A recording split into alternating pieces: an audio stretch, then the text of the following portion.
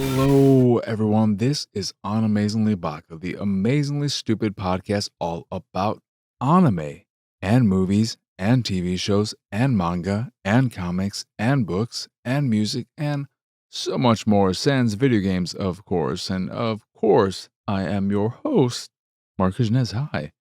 How y'all doing? Hopefully well. Just the usual this week of seasonal anime and some movies I'll get to. Well, one in particular I want to get to because it's been, I don't want to say a long time coming, but it's been a while and I've finally gotten around to it as part of my grand rewatch. We're getting there. We're getting to the point soon ish, I think. Maybe by the end of this month, where I'll have no real English language movie left. And I'll be stuck with a bunch of foreign language films that are going to slow my pace substantially. But we're not there yet. This week, in terms of anime, the standout episode had to be Gachiakuta. There wasn't a lot of action. It wasn't the most exciting episode from an action standpoint. We did get the continuation of the fight between Reaper, and whatever hair woman's name is. I don't know the name of her, but the one who has her comb as her vital instrument and is fighting against Reaper with her scissors, Ryu. And the fight itself wasn't that exciting from a visual standpoint. I don't think something happened with my stream, but a good 30 seconds of the fight, maybe I'm exaggerating. It felt like 30 seconds, if not a minute, of the fight was just a static camera of the environment where you could hear them fighting off screen, which from a directorial standpoint, I think is an interesting way of handling a scene, but I could see a lot of people being critical of it as a way of not having to pay for the animation of a super elaborate, highly animated action scene. You're always going to get that argument with an anime, with something that is animated, because we're all very quick to judge a show for doing whatever it can to cheapen out on animation. But we shouldn't discount the choices or the potential to make choices that might seem that way for directorial reasons. There is still artistry.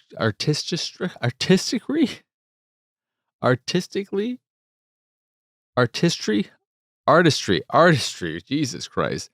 There's still artistry behind how you go about tackling a scene. Or again, like I said, maybe it was just me and my stream broke. But I got the sensation from that it wasn't just a static shot. That there was some camera movement, just kind of like a bobbing. Again, I don't know. I didn't go back to check. I was just kind of surprised by the choice because it's not something you see often. But again, not a super action heavy episode. However, it was a very strong character episode. A very revealing episode for Ryu specifically, who reveals herself to have been in a past life a straight up murderer. I'm assuming assassin. I don't remember if they ever explicitly said assassin, but she used to kill people. And because of Engine is someone who has this very lackadaisical attitude. And he seems very just kind of, I was going to say lovey-dovey. That's not the term, but very, very kind of aloof, just, a chill, whatever guy. But he clearly has a strong, not connection, not say, not inspiration, but he clearly is someone who a lot of the other cleaners look up to and respect, because you look at his relationship with Zanka, and we got that with the backstory where he met him when he was hiding in the well or just hanging out in the well. And then here with this, he clearly is very influential. I think that was the word I was looking for with these characters. And he's the one who's holding her past self in check, that of a seemingly bloodthirsty murderer. She's trying to give, what's his name, Jabber, a run for his money in terms of who's the craziest person on the show. I think the crown still goes to Jabber for being someone who, if you look at them too, she is just a straight up cold-blooded killer, whereas Jabber likes to play with his food. I'm pretty sure he's got no issue with killing someone as well, but he likes to play with them and torture them, and is more, from a personality standpoint as well, just bonkers. But during her fight, Ryu's fight with Hair Woman, after a certain point, she just pulls out a gun and shoots her. You heard a gunshot earlier in the episode when Jabber was taking Zanka away.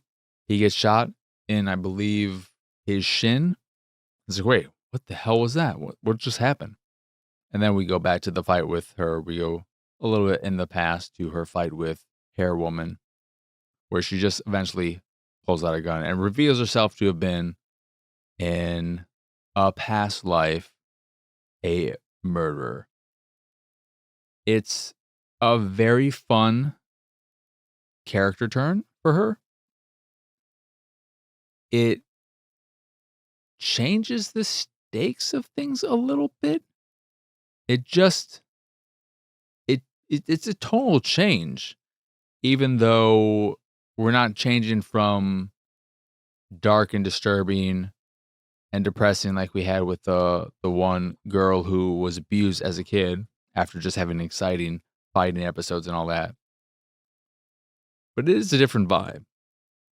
It's also reminiscent of the famous scene from Raiders of the Lost Ark where Jones is, I think it's it's when he's chasing after Marianne, and he runs into a dude with a sword who's just doing a bunch of very colorful sword swinging whatevers to show how good he is with the sword in preparation of a fight with Jones. And then, why do I call him Jones instead of Indiana? And then Indiana just pulls out his gun and shoots the dude because he's fucking too hot, too tired, and doesn't have time to waste. That is very much the vibe of Ryu's turn. But after she deals with Hair Lady, she eventually comes across Jabber and Zanka and shoots the shit out of Jabber. In the earlier scene, we just see him get shot in the leg. But when we actually get to the scene in real time, she shoots him 5 or 6 times. He is still alive when they show his body on the ground, shot the hell up, blood coming out of it. So I'm not expecting him to die, though I thought, after she shot him as many times as she did, I thought to myself, what?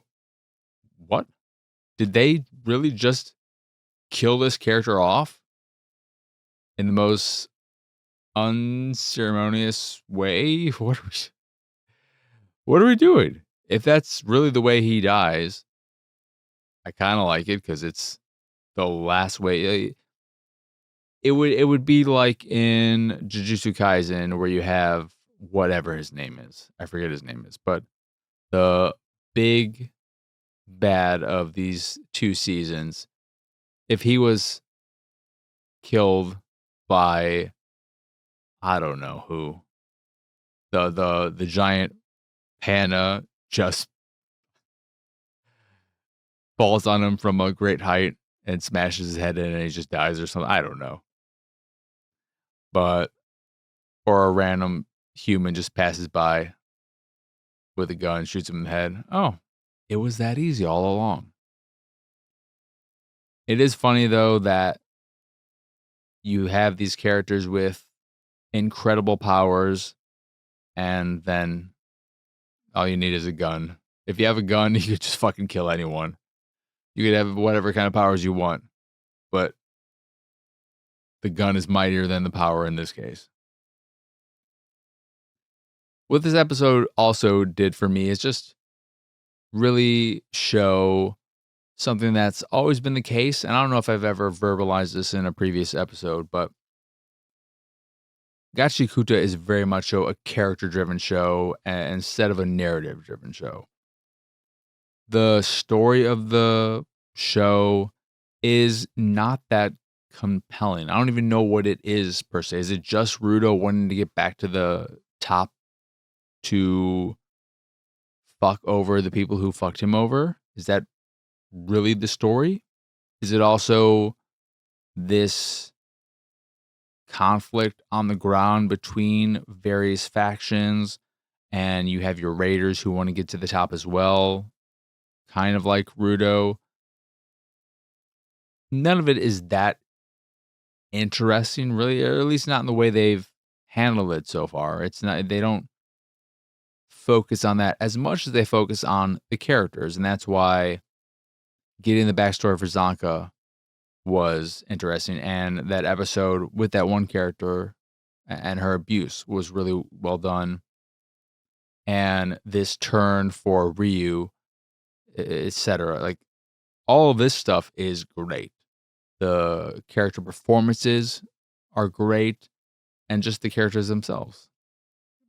Not to mention they're just the fucking coolest looking characters that I love so much. But it is because of that that the show can never be an all-timer for me unless things change.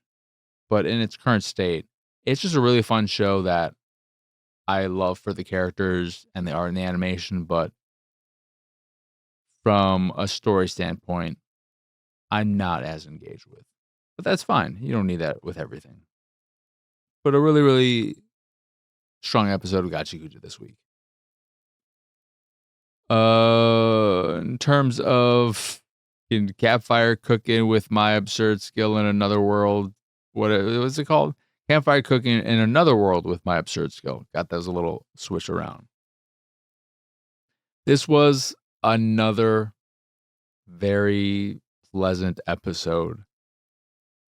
What I realized with this show is when I watch it, I'm having a good mood. And when it's over, I barely remember anything that happened. This one had them fighting a snake boss, I believe, to start the episode that they kill very easily, like they do. Then they get to a safe area, and I think they cook some shit like they do. It's a cooking show after all. They run into some other adventurers who got hurt badly, especially one of them from the boss of the floor they were on, which I think was now 3, some kind of creature that is bigger than a minotaur. But one of them is hurt very badly, so the main dude gets a potion out of his inventory thing, gives it to them, and some other stuff, and wants some information in exchange for some money. And then they end up on the next level of the dungeon, which is just this incredibly open desert, super hot during the day, super cold during night. So they eat accordingly for the time of day, get some ice cream in, the day, and then at night, I think he cooked something. I don't think it was just a hot cocoa type of thing, but they're trying to get through there as fast as possible so that Bell doesn't use all of his mana for keeping them relatively warm or cool, depending on the time of day. But it was fine. I don't know. I don't know what there is to say about the show other than you want something pleasant to watch, just watch it. You'll enjoy it when you're watching it. And then when it's over, you'll be like, yeah, I don't remember anything about it. It's not, I think of something like The Apothecary Diaries where I have the same feeling while watching it, but also after the fact because there's more of a narrative pull with that show. Whereas this one, uh, there's nothing happening in terms of an actual story. There's nothing there. They just go around and at this point they're going through this dungeon, but when they're done with this dungeon, they'll just go to another town because this town they're currently at can't deal with whatever monster they've got. Oh, well, you got to go to this other town so that they can harvest this monster because they have a specialist there, and so on and so forth. And it's just like, okay, I can't even remember. I've talked about this, I think, before. The main dude. I don't know how we got to this world. I can't remember if it was the common case of, oh, he was a human in the regular world and then he helped someone not die and he got sent to this world or some crap, or if they ever, I don't even know if they ever have touched upon his real life version. I don't remember because who cares? This show doesn't care. But solid. My Hero Academia was good. I felt the animation was a little lesser than the animation during the Bakugo All for One fight. But that's to be expected. It wasn't bad. I think some people are exaggerating the drop in quality. I don't think it was awful by any means. It's still high quality. It's just a little lesser, and it makes sense. We're not in the final fight. We're not in the it, it's very much so in the building up phase. These past two episodes feature some moments of high quality animation and some exterior fighting, but a lot of what's happening right now is internal. We had a lot more of that this episode, and now we're going into Shigaraki's subconscious to try and get to him and save him. Potentially, that's what Deku wants to do. But I wasn't feeling it so much. I'm not loving all this internal stuff. I feel like it probably reads better than it plays in a visual moving format. It also, again, it just no matter what, I think I don't know how you follow up the Bakugo All for One fight and have it not be somewhat of a drop in terms of quality on all fronts. It's just the more I think about it, the more I think that fight, including the bits of backstory and reminders of the past that we got, are the top tier of the show.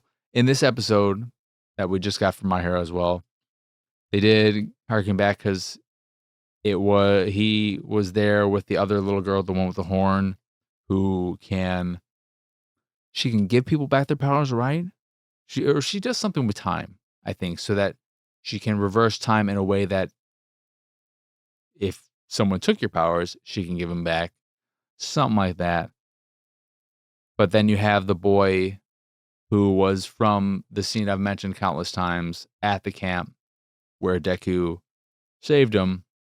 And that was, and probably still is, my absolute emotional peak and highlight of the show. But the more I think about everything that happened with Bakugo and All For One, those 2 episodes, it was so well done. It was so good. It was so, so good. So like I said, I think because of how good that is, it's hard to follow it up and have it not feel a little less than. Not bad. Not bad by any means. I want to make sure that is clear. I don't think these last 2 episodes of My Hero Academia have been bad. They just haven't been peak. That's a term people like to throw out there, peak. Not quite peak. For me, I would say the Bakugo All For One, obvious 10 out of 10. These last 2 episodes, probably an 8 out of 10. Probably an 8 out of 10. Maybe a high 7, which isn't bad, but it's not a 10. I do we have an episode count, or is it still, yeah, there's no, at least there's no episode count on Animelist where I track my anime. It just has a blank number. But I have to assume. I hope it's only about a 12, 13 episode season. Because if it's just where we're at, I don't see how there could be enough for a 2 season. A 2 curse season. Yeah. Strong episode. And then the last one, Spy Family, because I've got so much catching up to do with One Piece. I need to get on that. Because the more I wait, the more it just is going to pile up on me. But Spy Family, another great episode. I'm feeling like we're in the good time. I had a really good time with this episode. Split between, I think the primary part of this episode was Lloyd having to deal with his boss being jealous of him and potentially ruining his cover. Not that the boss knows who he is as a spy, but just is trying to fuck with him in various ways, changing the time of a meeting so that he ends up being late. What did he do? He did something with a patient so that Lloyd seemed, I think it was just to make him tired or something like that. But instead of the expected reaction the boss is hoping to get, where people are giving him grief for being late, people are like, "Oh, you worked so hard. You really need to take a break. It makes sense that you would be late for a meeting for once. You know, you put in so much time, so much effort. You should really take a break. You deserve it."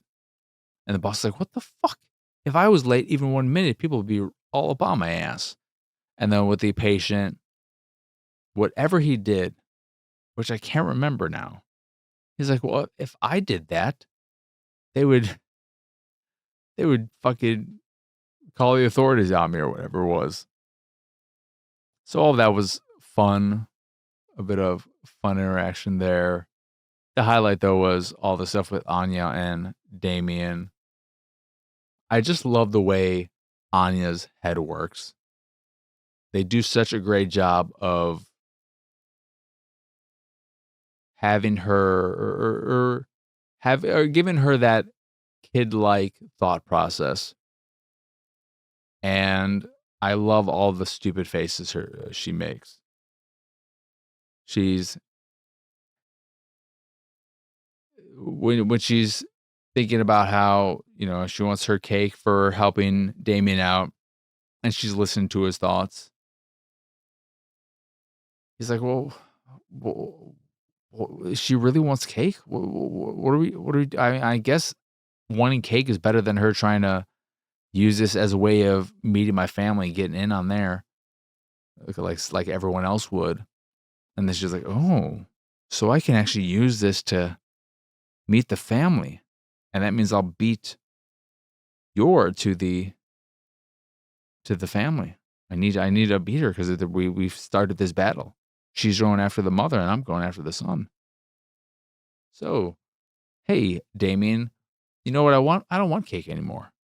I want to meet the family. And it's like, what are you talking about? It's like, actually, you know, my mom is already getting lovey-dovey with your mom. No, she's not. Oh, yes, she is. And he thinks of embarrassing things he hopes his mother didn't tell Anya's mother, which then gives her all that ammunition. I just like seeing her mischievous faces and all that. Fun episode. Fun episode. I always love seeing the family beat the family. And Anya is just, she's one of the best. She's one of the best. But yeah. Strong episode of Spy Family.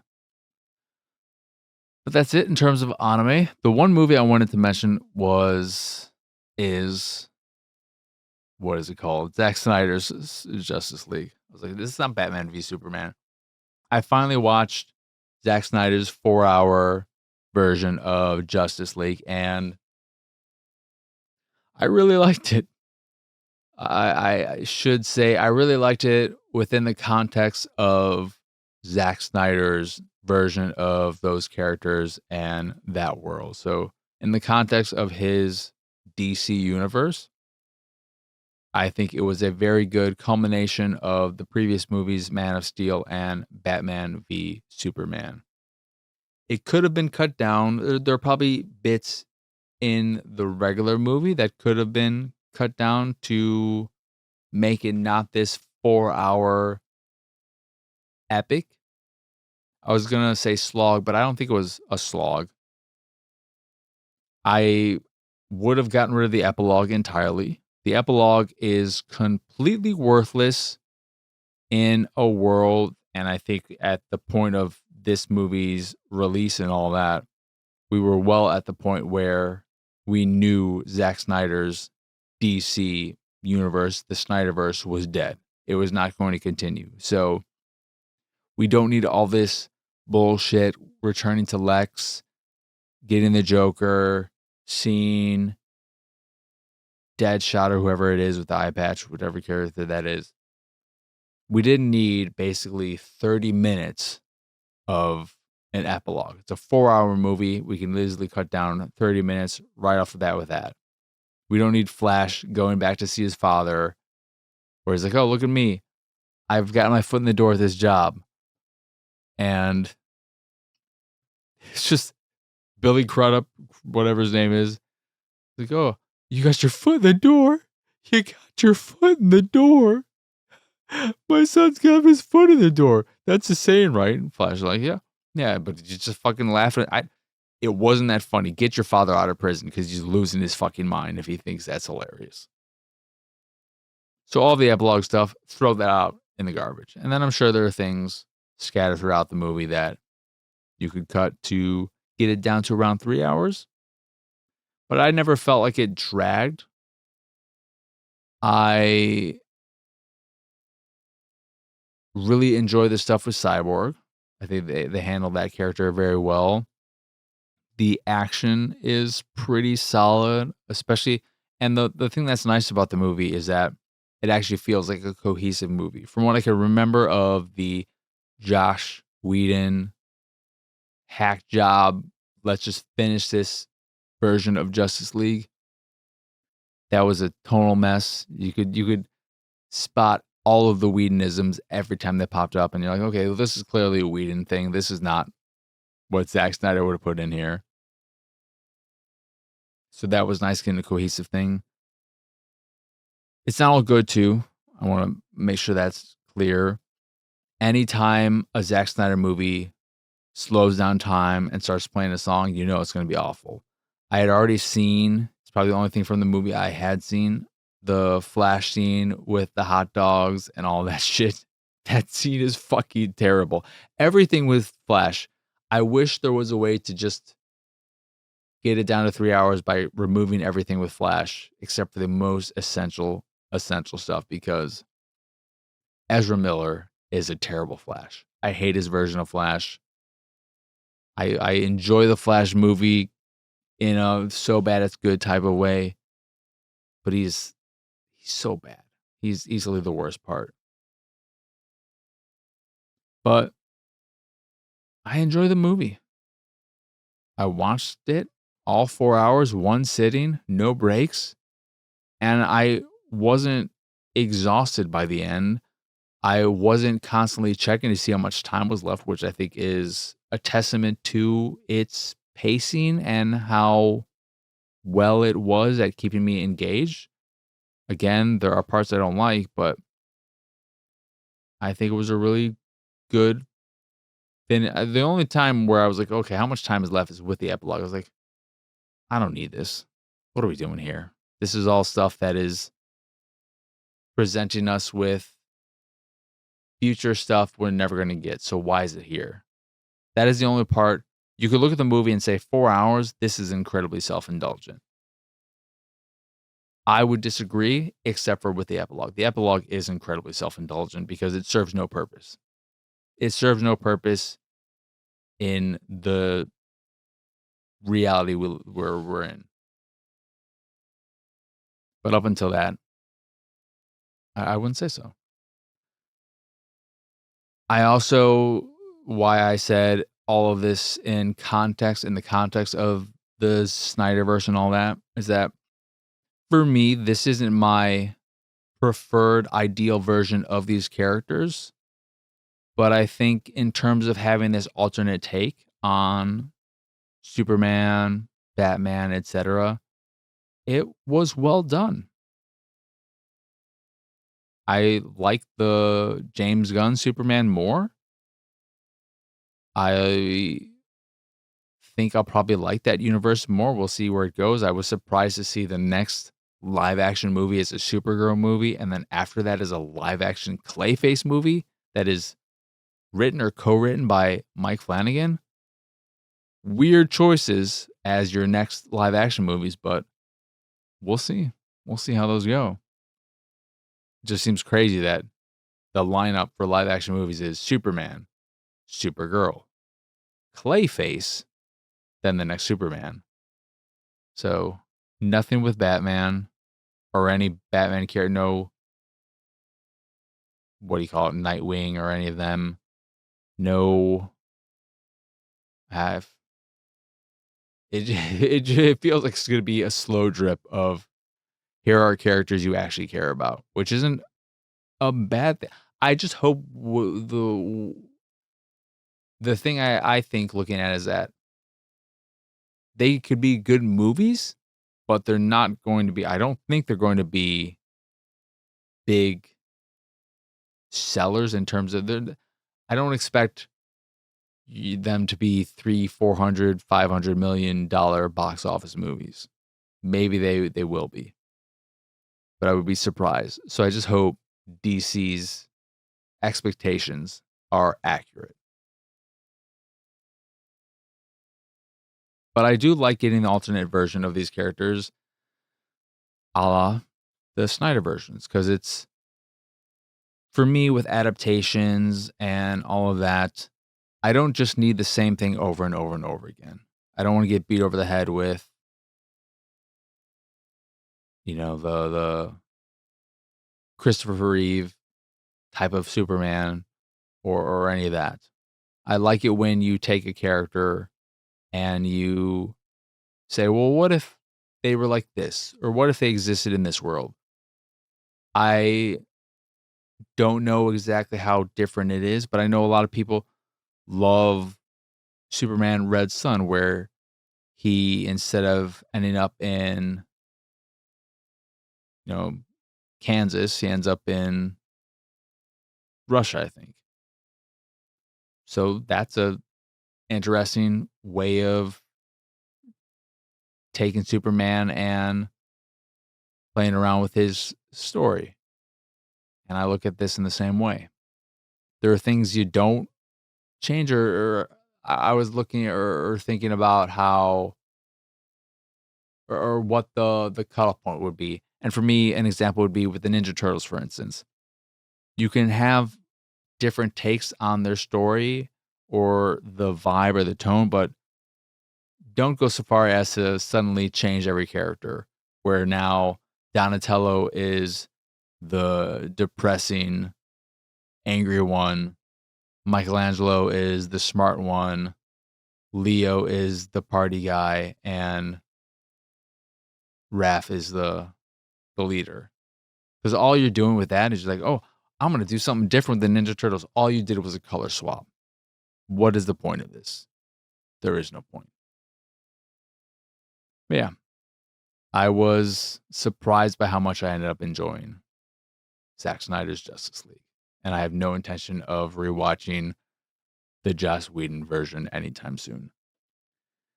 But that's going to do it for this here episode of Animezingly Baka. Once again, I am Marcus, and as y'all can find me pretty much everywhere at PX Sausage. If you enjoy this here show or any of the stuff I do and what have you, you can support me and my nonsense over at patreon.com/PXS. There you can get access to the sausage dump where I talk about this, that, and whatever, as well as a private Discord channel and some fancy Discord roles depending on your tier, of course. Or you could just support me to support me if that is your fancy. That is, again, patreon.com/PXS. In addition to the Patreon, you can find links to the site, the YouTube, the Discord, and so much more over at pxsausage.com. That is the letter P, the letter X, sausage.com. But that is it. That is all. As always, thank you for watching or listening. I hope you enjoy this here episode, and I hope you have a wonderful, wonderful rest of your day. But for now, adios, arrivederci. Bye bye.